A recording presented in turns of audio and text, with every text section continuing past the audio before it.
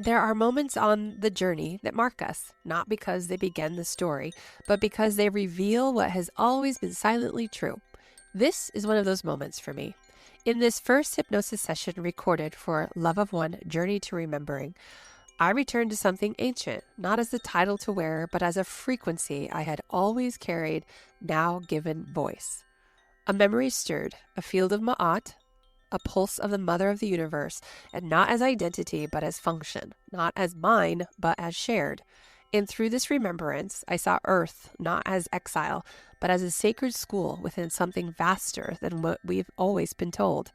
This session was recorded with my trusted friend, co-creator, and hypnotherapist, Alex Hines. What you'll hear has only been gently edited to remove the induction process. The rest is shared just as it came, raw, unpolished, and true. There is no performance, no visual, just voice, just vibration, just breath remembering itself. If you've ever felt something ancient moving beneath your skin, if you've ever wondered whether you were placed here on purpose, you may find your own echo in this transmission. Welcome to Ma'at Remembered. Notice your surroundings and what type of natural setting you find yourself in. They're trying to figure out what they want to show me first. There are many, well, there are many around me right now. It's like 10 of them. And where are you? I'm on a spaceship. And I love it. And I'm at the center of it. And I'm a big bright light. I'm like this purpley, pink and yellow, gold, really, really, really big, like orb. And there's more. These guys are like circling me. Why are they circling you? They're listening to what I have to say. And what do you have to say? Well, that I'm the mother of the universe, and this big orb is me. And I'm this big, huge, huge orb of love. And it's so strong. I can feel it in my body. Feeling that love, being in that spaceship, experiencing yourself as the mother of the universe. What happens next? I'm in this spaceship because they're transforming me and they're flying me into Earth. And I see this date of 1671 and BCE or something. And we just hit Earth's atmosphere. And we're trying to figure out what I'm going to squeeze into. Why have you chosen that time? Because they just keep seeing and saying that and showing me that I'm coming at this time because there are so many people populated here, and they show me like they're running amok, like they don't know really what they're doing and why they're doing it, and they kind of need like a teacher to show them how to live a peaceful life. And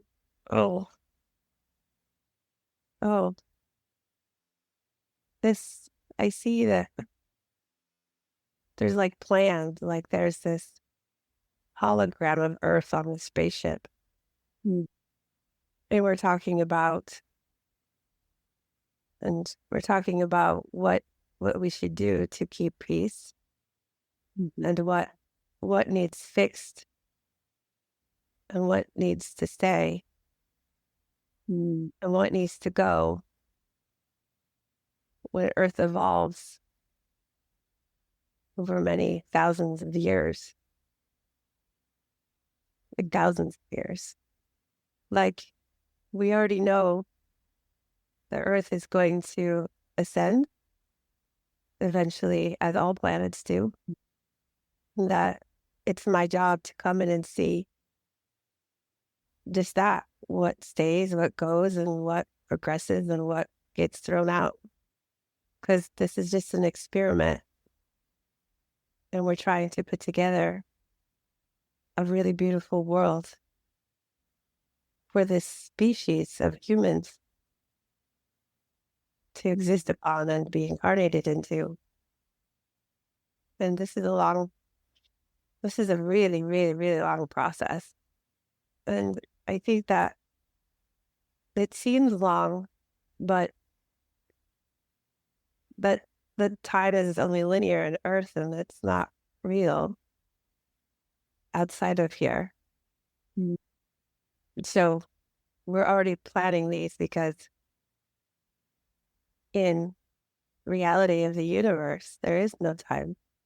And all we're doing here is just planning and moving along and progressing and doing our job, essentially, building planets, building galaxies and universes, and that's what we're doing. And that's how we do it. Mm. So they're showing he, as the mother of the universe, is here to nurture and improve and plant the seeds of this nurturing feminine energy and beautification process of peace and harmony and love to the new earth. In order to do that, I have to go through the same process as any person coming to incarnate. As the mother of the universe. Yeah, it's the experience, right? So it's, you have to experience once. They say one has to experience these things for themselves to truly understand how to build a beautiful earth or a beautiful planet in general. Not just Earth, but many Earths like her, and many planets and solar systems like this one. And we're trying to perfect it. And that's what we're doing. That's what Earth is about, perfection. Planetary perfection. And you said this has been going on for a long time. Forever. I see an explosion, like eventually a planet just stops, it ends, right? Just like with all races, there's a beginning and an ending, and then it materializes into something else and starts over. Mm. And it's the same with planets, exactly the same. So we're just trying to perfect this. And once the perfection comes to the new earth, then we can take that blueprint and reuse it and multiply into multiple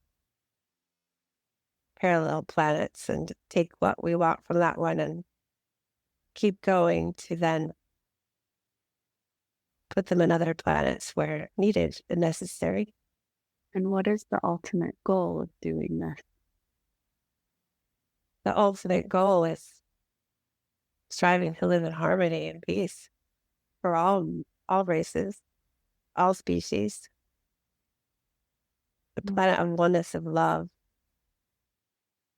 pure love, kindness, harmony, beauty. Earth is one of our most beautiful creations. All her beauty.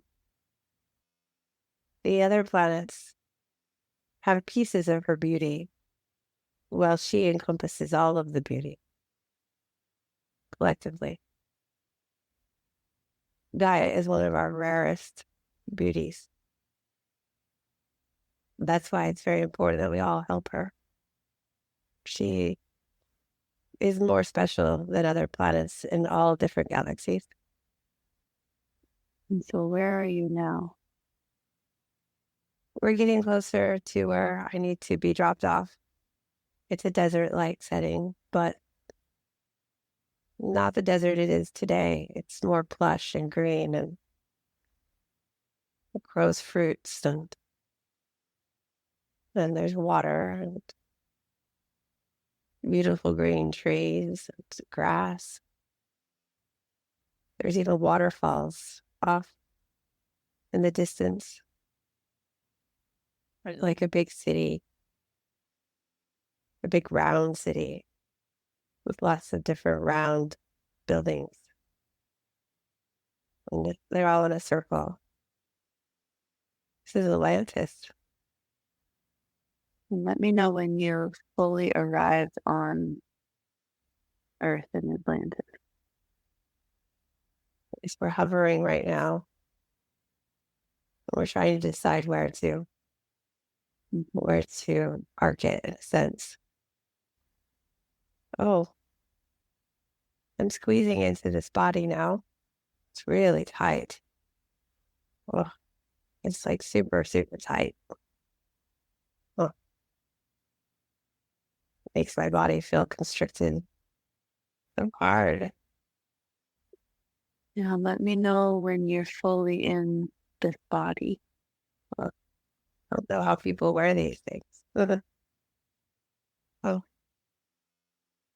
very difficult. But I'm not coming in as a baby in this life. I'm coming in as like in disguise. And I'm a woman and brown skin, dark hair, blue eyes. Really settling into this body. And as you settle into this body, notice your feet looking down in this path-life body.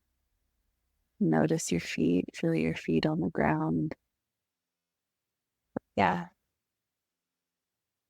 I'm wearing these sandals and they kind of wrap around my legs a bit. They're open for the sun to hit. What color are they? They're just like a brown leather, like a light brown leather. And then I'm wearing this like white, like robe that's kind of short. So you can see my legs. It's a hot day. The sun is really big. Like it's really close to Earth, it seems. There's no moon. I don't see a moon. And I'm wearing this belt to cinch this cloth. Mm. I have this kind of bag with me. I have this bag so that I can take samples of things when and if I need to. What are you taking samples of? The ground and some plants. Mm. And why are you taking samples? We want to see if it's molecular structure and other biological DNA and things that encompass it. We can take pieces of it and turn it into other plants that belong here. Mm. Should come here. Mm. I don't do anything with them myself. I just collect them as I feel consciously aware of what needs to be taken. And then I bring it back and give it back to other people, other beings to look at that and make, test it, play with it, grow, make new things to seed here. And what's the purpose of that? To help the human race. It's for things like fruits, vegetables, healing plants, making sure the soil is, I take soil samples to make sure that the soil is good enough to grow these things that we seed here, and that it works with the sun and adequate amounts of water. Because over time, the Earth's weather patterns change, and we want to make sure that whatever we're seeding works with the time frame in which we're seeding, with the weather patterns. And when you say we, who is we? My crew, I have a crew that also shoved into these bodies. Those 10 people that are listening to me, they are my crew. And where are they now? They're with me on Earth right now. In the lifetime we're in at the moment, in this desert. And what else is going on around you? We're just kind of not off, and we're kind of looking around.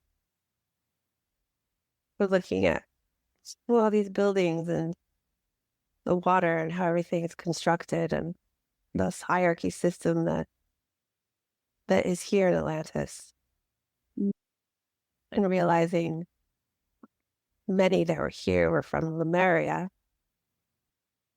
and that Atlantis will have a great destruction soon. And that's why we're here at this time in Atlantis,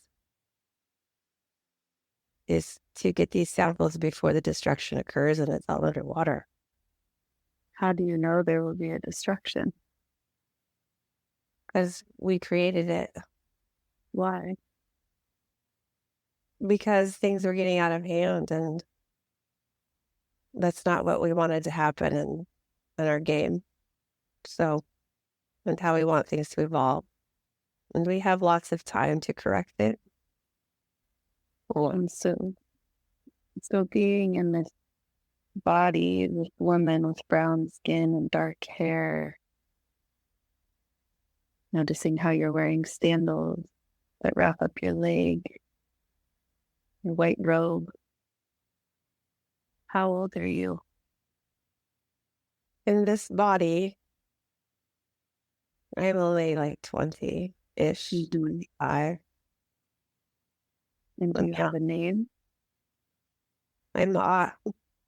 Ma'at? Yes. Is that what people call you? Yes. Well, I'm on Earth. It's my Earth name. That's not my name. That's my Earth name. Your Earth name in Atlantis was Ma'at. Yes. But actually, it's my name for a very long time. I just didn't occur in Atlantis. I would often get back up in my ship with my crew. And we would come in and out of parallel realities or parallel Earths, but we would jump time. So we come in and out of time frames. And so Ma'at is always around, as we jump through timelines. And what is important about this lifetime in Atlantis that you came to? It's important because this is where Ma'at first started to come. Because where Atlantis was beautiful and advanced and so much beauty, but also there's too much power here. Power and too much doing. Too much of the masculine energy that's tipping the scales. Yes. And it's throwing the Earth off balance. We need to correct that to balance her, or this is all for naught. And we put too much effort into this planet and creation and these species. And the only thing we can do at this time to correct it is to destroy it. Atlantis destroying the planet, you see. Yes, I understand. Yeah. Those people that will die during that process, they're okay because they know they're already lined up in their soul to come back immediately. So it may seem like devastation, but to them it's opportunity to the souls. We do see that, and it happens all the time, that the trauma from that will always follow with their soul. But they see that too as opportunity for growth within themselves. So in their human experience, without remembering, it might seem tragic to them. But from their soul's perspective, they signed up for that.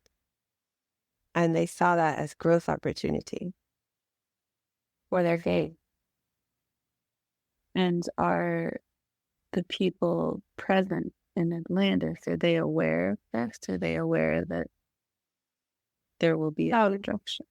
Some, those in higher power that have delved into the consciousness of where they can be, of who they truly are, understand because they were open themselves to understand this while they were here. But they did not share that with everybody else. Like lots of things, they didn't share.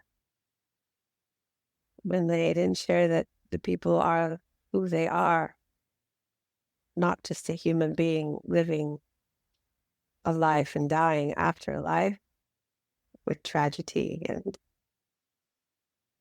devastation. But the point, the original point, really was Atlantis was creating beauty and harmony and peace with their technology and living a beautiful life.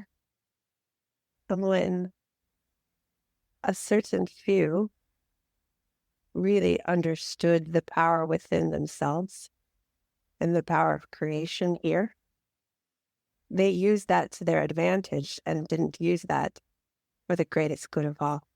And they got out of hand, and it's still out of hand while we're here on this planet with my crew. And we see this going into a very, very bad timeline where it will destroy Gaia in a sense. Well, she will not ascend on the timeline we gave her.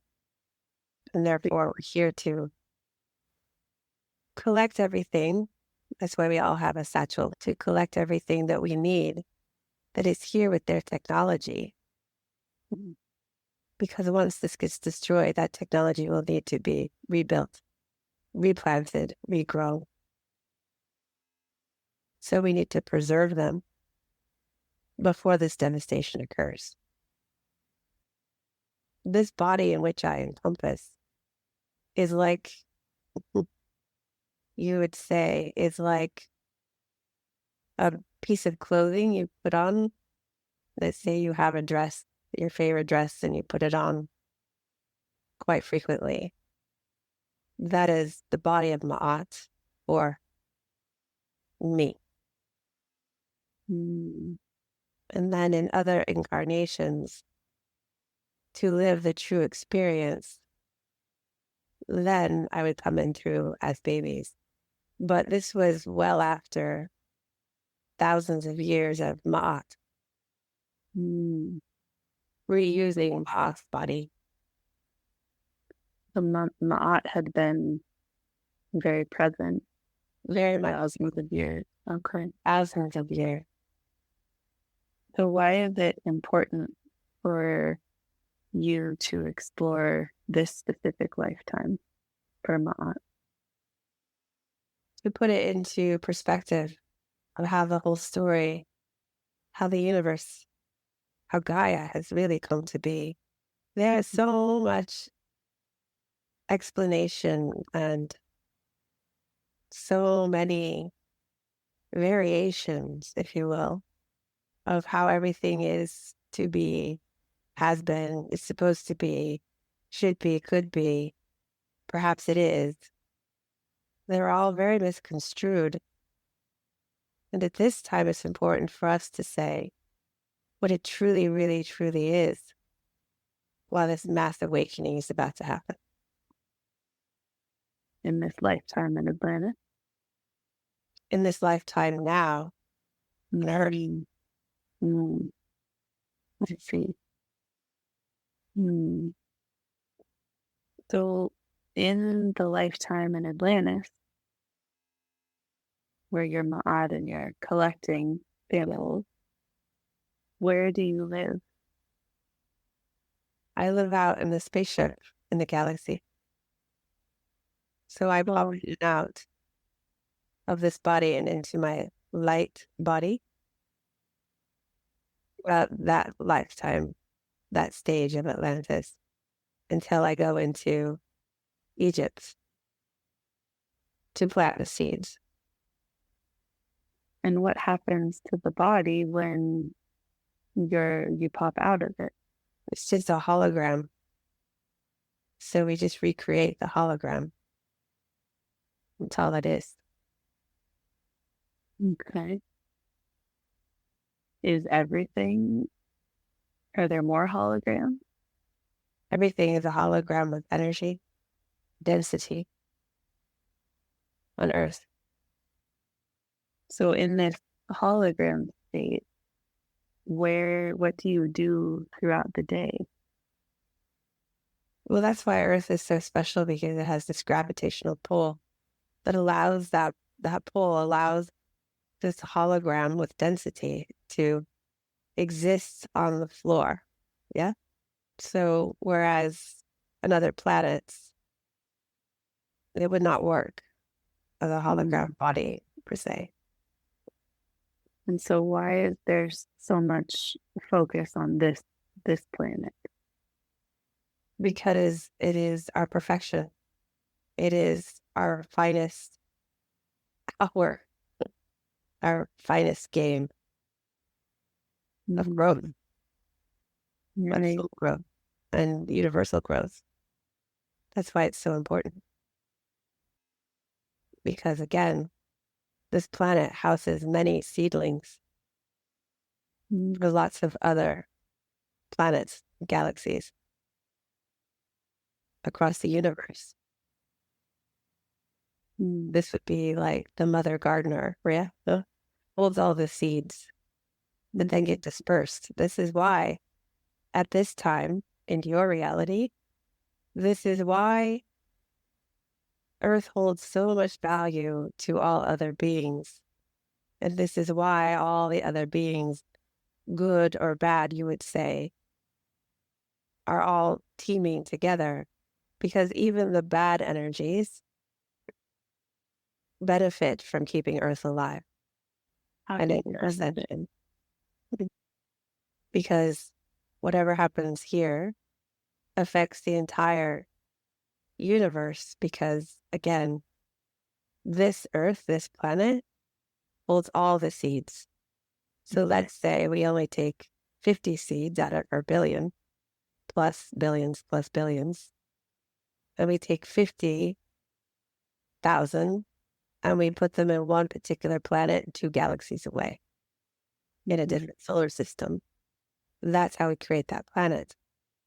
So Gaia, Earth, really feeds all the other planets. This is why this planet in particular is very well protected. Right. So going back to the life in Atlantis, what's the year that you're there? What year is it? 1671. 1671. Okay. BCE. And what is daily life like there? Like most towns that you're used to in your reality, but more ancient civilization, of course. Yeah. And so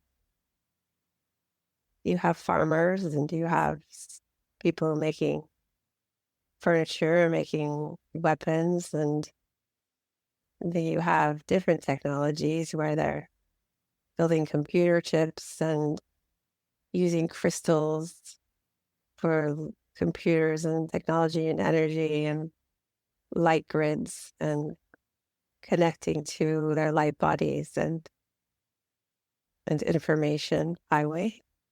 And then you see lots of buildings being built very high rise, and they're very shiny and bright, and they get most of their energy from the sun because they are built with crystals within the very small details of their walls, of material used to build such buildings. And they understood how to use it all. Yes. When you tap into your consciousness at such a high level, you can do anything. Any of the mystery schools or mastery schools, whatever you want to call it, it's all the same thing. Learn how to alchemize. You learn how to move and maneuver and manipulate energy and all the atoms into whatever it is you're needing, wanting, by your creativity. You think, and shall it be done. And once you tap into that higher level, anything and everything is possible. Draw, it's just holograms. And so the people in Atlantis at that time were doing things like this? Yes, many. And you mentioned that it was becoming too masculine and out of balance. Yes. Can you tell me more about that? Yes. So there's lots of men in charge. A long time ago, it was mostly the female, because we made the female a little more superior due to the nature of that DNA, where they could even grow more humans within their body. They seemed the most powerful, but not only was it powerful, but also nurturing and loving. And so when we built these civilizations and planted these humans there, putting the woman in power seemed natural, as they're leading with emotions and love, not by anger and ego. And when you have power with love and understanding and mothering and nurturing and compassion, the ego quiets itself down. Whereas on the other side of the scale, with the masculine energy of doing and going and doing and going, they're never being, and they're always working from ego. And ego ignites the anger and rage and the wanting to do better, the competitive drive. Well, then it happened when Lemuria was still around, and some men understood the power which they hold, and then the power of crystals and how they can alchemize things. And then they saw great power in that, and they kept it to themselves. And then they sought out many different civilizations with women leaders, like Lemuria, like Mu, like the cave people. And then beauty just started to be taken away. And so when we look at the blueprint of Earth and where we want it to be in its perfected state, we look back at the things that did not work. One of the things that did not work was this power of the ego and control, and them not sharing with the rest of their humanity, their community, on how to make their world better so everyone can live in harmony. Everyone had equal of everything. At a perfected state of the world,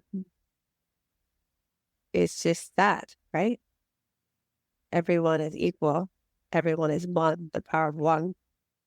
Everyone has same advantages. Every one has the same perfected state within themselves. Every one works with their community. That has been lost. That has been lost. The community, sense of community and helping your fellow friend. Yes. Would you not say? It's been lost.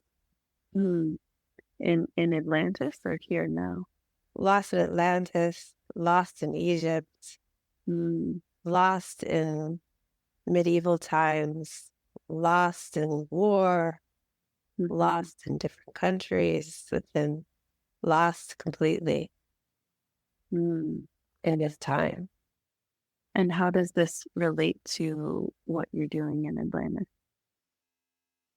So in Atlantis, it became so out of control and people were getting hurt and killed. The things that their free will of doing really spiraling out into a malicious cycle that we can foresee in a different timeline is not where we want it to be. And eventually Earth will disintegrate on a faster timeline. And we cannot let that occur for things we've already talked about. Right. So again, we're here, we're collecting all these samples. And then in 5 Earth days after we leave, or so, that destruction will occur. And then we will go to Egypt and we will rebuild and replant, but in a different way. A more constructed and more thought through way. Right. And in this lifetime in Atlantis, what was not daily life like? She would go collect and observe. No one really knew her in the time of Atlantis. Okay. She kept herself very quiet with her and her crew. She always had her crew of 10 with her at all times. They were often disguised with robes over their heads, right? Like a hood. They would also hide within different parts of the city and would not draw attention to themselves. And why not? Observers and take notes and take samples when they saw fit to do so. Right. And did she have a family? She did not have a family at that lifetime of Atlantis. She was there on a mission. Okay. And so if you could go into a day in that lifetime, what is it like? So the day in Ma'at, she would venture around. She's walking a lot. She'll walk all the different paths and circles and sections of Atlantis. She will stop and buy apples or whatever fruit. She would often talk to many, many, many people throughout her day, observing their conversation, observing their looks, observing how they interacted, observing how they ate, what they ate. The daily life of all the people from all walks of life. So when I say that she's walking across and through Atlantis, she's walking through each circle because each circle is a different hierarchy of people and their level of community. Yes. And she would observe each circle and she would observe all the different people and all the different emotions and all the different ways in which one would dress, eat, sleep, talk, gossip, do. Every emotion, every thing was observed and recorded and stored. And how was she able to get into these different circles? She could teleport herself wherever she needed to be much faster than walking all the time. with that, she's able to move faster, more diligently than any human walking that hadn't tapped into their consciousness. And how did she remain undetected when she was doing all of this? She's very sly. And she could vanish, right? Teleportation is vanishing. And she could jump a different timeline. So, for example, on a timeline, if she wanted to get back to a prior conversation she was having with a different, like a wealthy person versus a poor person, because maybe she forgot, or she didn't hear something correctly, or she didn't observe fully, but she found it intriguing to understand for her notes, she could bend time and go back to that timeline, back in time or forward in time. And so if she's always moving around, then she's never really found. Right. And what was the purpose of all the observing? To report back of what needs to come back to Earth, what stays, what goes. Right. And so in this lifetime in Atlantis of Maat, moved now to a significant time. Something significant. We're going to go to Egypt, the 18th century. So this is a different life? Different life. Okay. More significant, you said, yes. More significant in that life in 1671. There was no more significance in that life. Okay. We were just doing our mission of observing on every level until we felt like we couldn't or didn't need to observe any longer. Okay. Essentially, we came what we got. We got what we came for.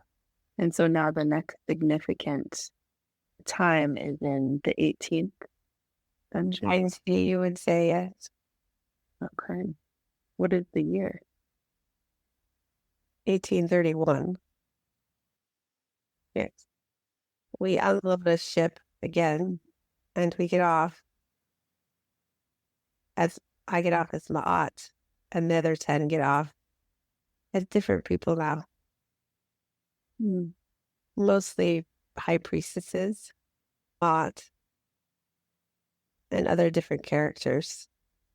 Some are scribes, because she's still there to observe, and she's still there to record and collect, but she's also now here to seed. To seed? Yes, seed. What does that mean? Seed means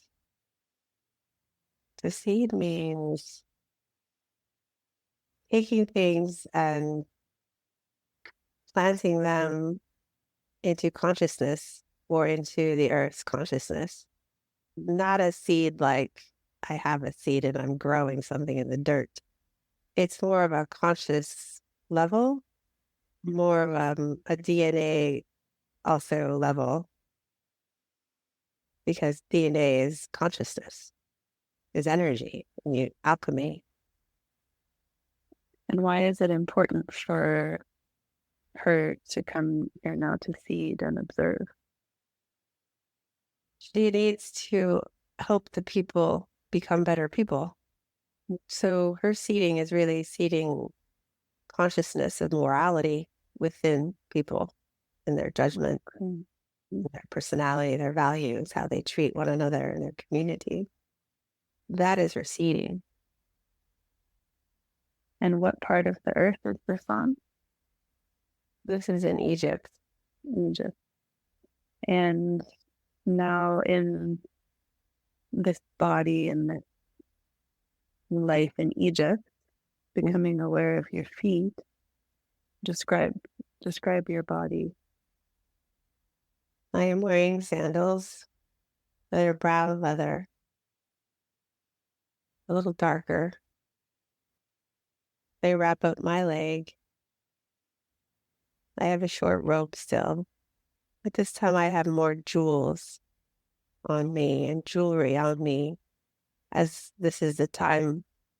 This is the look of the time. Well, I have a headdress on, and we wear a little bit of makeup from that we gather from the plants and the flowers and the vegetation. And about how old are you? I'm still about 20-25. And are you male or female? I am female. And are there, I'm Filma. okay, just in a different body? Same body. Same body, okay. So do you use the same body to be in different lifetimes? Yes, I do, for a while. Okay. Mm. And so what is significant about this lifetime? This lifetime is really about seeding, Okay. planting consciousness into people for morality and values and kindness. Planting the seeds of them someday remembering who they are, why they're here. And it's not just into the human body, but it's into the soul, the souls that come here.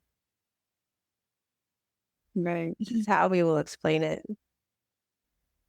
When the souls came here incarnate for Mu or Lumer or whatever, Atlantis, all those prior civilizations prior to the Egypt at the time we're in at the moment of 1831. How do we explain this? Well, those souls come in for what they signed up for. And each soul grows and has growth to their soul to hit the next level, to the next level, to the next level. Some souls want to be a hierarchy into the archangel type someday. Some souls want to be in a position of leadership for a different alien species. Some souls want to become an ascended master who never incarnates again. Some souls want to just keep incarnating, right? Understanding that when these souls come here and their trauma sits with their soul at their soul level, knowing that they'll still want to keep coming back and back and back, that gets trapped and that grows within that soul and the consciousness of that soul. When we fast forward to Egypt, the Ma'at comes back to seed these souls' consciousness. What she is seeding into the consciousness of these souls at this time is the ability to remember who they are, remember why they came. And that doesn't necessarily mean that in that lifetime of Egypt, that those souls, that those incarnate that she's seeding at that time will remember who they are in that time, or lifetime, 5 lifetimes from that time, or 10 lifetimes from that time. But it's embedded in their soul's consciousness to the point where when they come to an incarnation into, let's say, this particular reality of lifetime in which you're talking to me now, that seed is still planted into their consciousness as of today, which will help them remember. Right. And how did they forget to begin with? Because you forget when you come to Earth. That's part of the game. And part of the game of Earth is to remember. And how is it that you, Ma'at, doesn't forget? I'm the mother of the universe. And this is my planet. And so all of these other souls, where are they from? Everywhere. They're stars. From Source. Source creates stars. Like the saying on Earth, a star is born. Those stars, they generate all this beautiful light. And over time, they grow into something different than just a star. They grow into a soul. These souls are precious and they're beautiful. Every soul is an amazing ball of light generated from the energy of source. Each soul has its own consciousness, as all consciousness comes from source. The source creates a star. That star holds Christ consciousness. Part of the game of earth is to forget so you can remember. A lot of the people in the early civilizations, we wanted them to forget because it was so terrible. Forgetting that time, we erased some of their consciousness of that time. However, we kept their trauma, which is part of their conscious remembering, of course, but not their full conscious remembering. And why didn't you keep their full conscious remembering? There's a lot of trauma for one soul to remember and take. So we took out bits and pieces, and the parts that Ma'at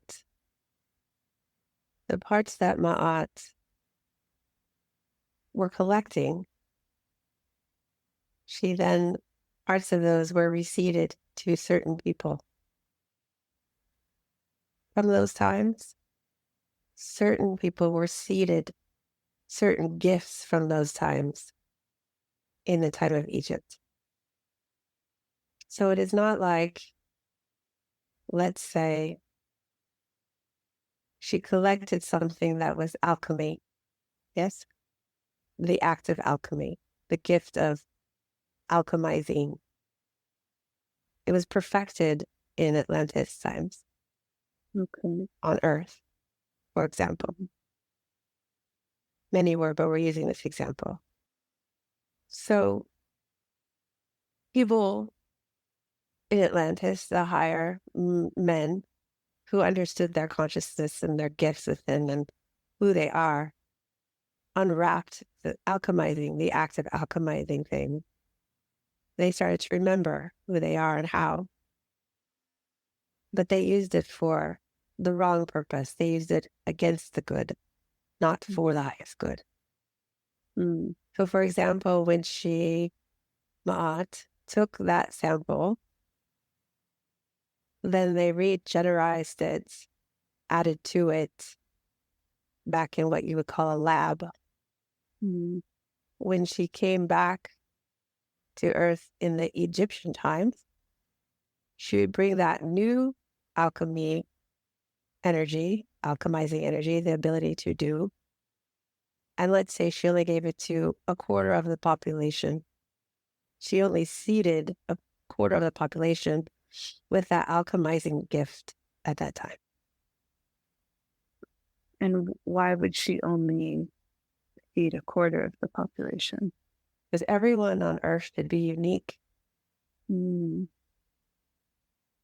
Otherwise, there's no diversity on Earth. If everyone was the same with same gifts, same knowledge, there's no room for growth. There's no room for balance. There would be no balance, ever. And Ma'at knows this. Yes. So when people refer to Ma'at as balance against morality or life versus death, what she's really talking about is seeding those. What seed do they get? It is not to say, and these are part of the principles that are misconstrued in today's writings. It is not that one either passes life or passes death and either moves on to a better life or gets eaten by the darkness. That is not true. That is false. What Ma'at is doing is she is deciphering what seed people get for their next incarnate. Wow. It's the seeding of the gifts of which they are warranted to obtain. If someone had a life where they were egoic and would torture people or judge people or any of those 42 principles, they will get a different seed over another seed offering. So that when they incarnate next, they would have something a little different to make their lives a little different than the last life. So it wasn't weighing against going back into eternity or being good and coming back to Earth. It was you're coming back, but to which degree of which seeding you're coming back as. This is Ma'at's job. She is weighing the balance of Earth, of the universe, by deciphering which seeds each soul from that point should get from one lifetime to the next lifetime to eventually become the highest of themselves. As everyone is striving to be the highest self here, that is the game. The game is becoming, understanding, and knowing one's highest self. And once they understand their highest self and they become their highest self and they step into their highest self, acknowledge their highest self, say, I am my highest self. I am the mother of the universe. I am Ma'at, in a sense. That's when they end the game.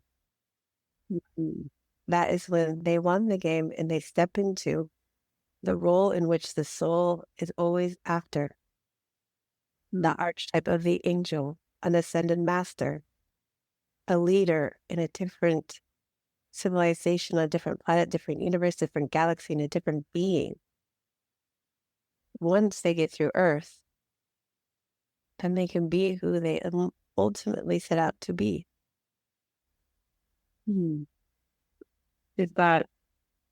Does Ma'at consider that balance? Yes.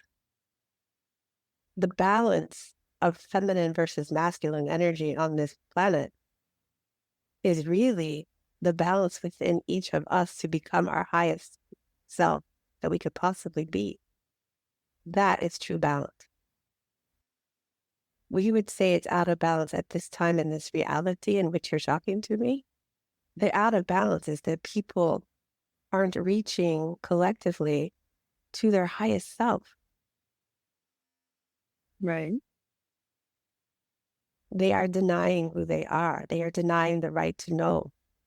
Other entities are forcing the denial of the other people to reach their highest self.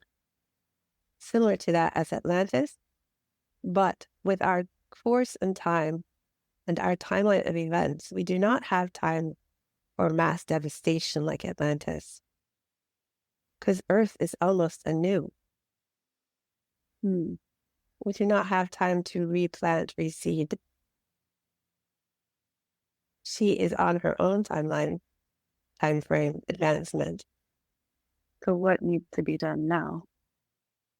Everyone needs to be awakened so that they achieve to be understood and awakened to their highest self at the timeline of the new Earth. If they do not, they will not be in the new Earth. Their souls will not incarnate back. Therefore, they will never reach their highest potential as a soul. And what happens to the soul then? Then they just stay as they are. And they don't continue to evolve. They do not continue to evolve. They can continue to incarnate into Earth of a different timeline, of very past timeline events and past timeline Earths. But they will never advance their soul's growth. It remains idle. But we want everyone to have the chance for soul growth. That's why we are making every effort in this timeline of reality in which you talk to allow everyone to have that potential of growth. Therefore, that's why everyone is stepping in at this time. All these star seeds, all these light workers, all these beings, and just myself, have come in at this time specifically to awake people to their highest self so they can reach their highest soul's potential. This is why everybody cares. Everybody outside of your solar system and outside of your planet. This is why at this time there are many hovering around your planet. This affects everyone, universally, across many galaxies and universes, because each soul can travel across galaxies, yes? And there is a waiting list, as you would say, to incarnate into Earth for soul's advancement. Earth is like the big soul advancement school. And so if you can imagine, if people do not advance to their highest self and graduate from Earth school to become the archetype of an angel or an ascended master or a different being and a leader and things we've discussed, then new souls cannot come in because old souls have not left, like recycling or open spots. If one does not leave entirely, a new one cannot come in. Because the population of this planet can only be so much. And people only incarnate over and over until they've grown to their highest potential to leave. That's why it is said that if people don't learn their lesson in one lifetime, they come back until they do, which is another reason at this time there's a lot of work to be done and lots of healers coming on board to assist people in healing that trauma so they can move past these recycled patterns in which they keep incarnating into. The whole purpose of this time of awakening is to graduate a very big class of souls. And how does Ma'at play into this in this timeline? It is her idea. It has always been the mother of the universe's idea. Ma'at is the universal mother. They are one and the same. Angie is the same. It is one soul. This is also misconstrued quite often in your humanity thinking. How? When you're a soul, when you're a star born from source and you grow into a soul, that soul is you. We are one collective consciousness, but your soul is your soul. Your soul moves through multiple lifetimes. Your soul is immortal. Your soul always continuously moves through. Your soul may have 80 lifetimes, but your soul is your soul. You can borrow energy essence from the collective of souls. That is just a seed. Ma'at was giving these seeds. So, for example, when one would say, I have the energy of Mary Magdalene, we would say Mary Magdalene is her own soul and her own incarnate. But you may have been seeded some of her DNA, so you may share in that consciousness of Mary Magdalene in your soul. This was the idea formed by Ma'at, formed by the mother of the universe. This is how it works. And how is it determined what seed different souls will get? By the lifetimes in which they chose, and by who they ultimately want to become as a soul. It's all predetermined. It's all drawn out prior to the soul becoming an active soul. So when Source bursts, you would say, a star, and the star meticulously, miraculously becomes a soul, then that soul immediately starts to say, I'm here, and this is where I want to go, and this is what I want to do and be in my ultimate highest form of the soul. And these are the actions I'm going to take to get there. And these are the lifetimes I'm setting up for myself. And these are the other souls I'm working with to get me there, to achieve my ultimate highest self and my ultimate soul's goal. And these are the seeds in which I need at these point in times, in this timeline, in that timeline, future, past, or present, in order to get me to those places, to get me to my highest soul. This is how it works. This is how it's always worked. Wow. And this feeding, why did you take us to see this life in 1831 BCE when feeding was the most prevalent action? That is a great question. That is because at that time of Atlantis, the souls have evolved so much. And you're just looking at a collective few that basically destroyed it for everybody else. So we were taking all the good stuff before we destructed it of so many. So in that time of Atlantis, when Ma'at and her crew were there, Collecting? they collecting, yes. When they were observing, they were collecting all from those they observed. And they observed all walks of life, at every level of life, at every knowledge base of life, every experience of life, and their past lifetimes leading up to where they were in that lifetime. And that's why it was important, because in that time, it had evolved so much. It would have been the golden age. And so they were collecting all of that technology, all of that evolution. Yes, at that time of that golden age, so they could recreate it in Egypt for that golden age, and essentially create a golden age of stopping where Atlantis was and picking it back up in Egypt.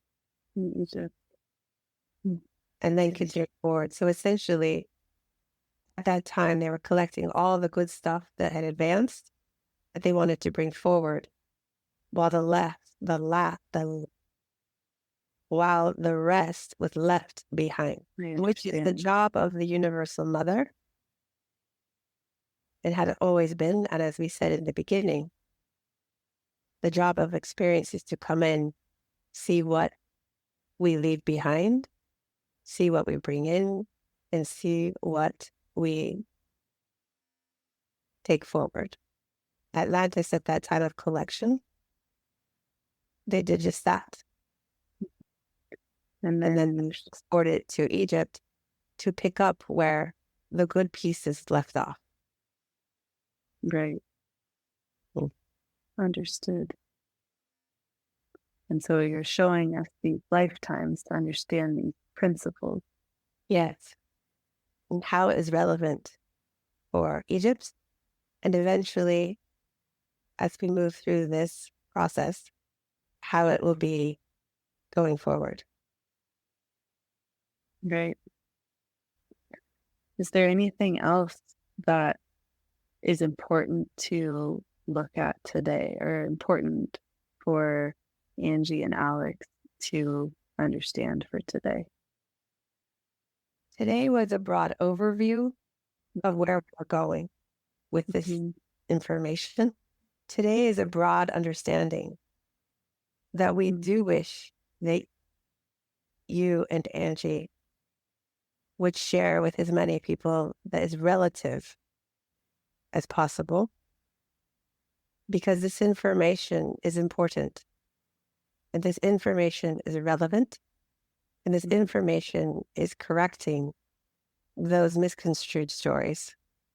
This information is setting the stage of what is about to be released as knowledge, as truth, setting the record straight. so that people can awaken more. When people hear this, it will ignite remembrance within them. A aha moment, if you will.